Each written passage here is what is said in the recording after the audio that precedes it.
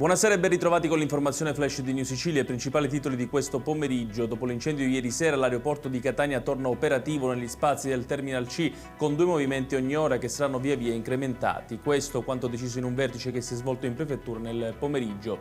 Rinviati a giudizio Giovanni Parrinello e la sua compagna Lara Scandaliato per l'omicidio di Antonino Titone avvenuto lo scorso settembre a Marsala. Emergono nuovi dettagli sulla morte del bambino di 6 mesi avvenuta pochi giorni fa a seguito di un incidente domestico ad Agire in provincia di Enna. Si cerca di far luce su eventuali responsabilità. La procura ha disposto l'autopsia.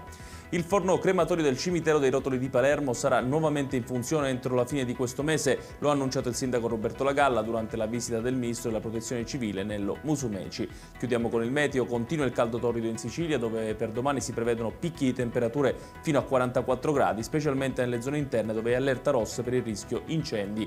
Tutti i dettagli su queste notizie li trovate sul nostro sito www.newsicilia.it. Grazie per averci seguito e arrivederci.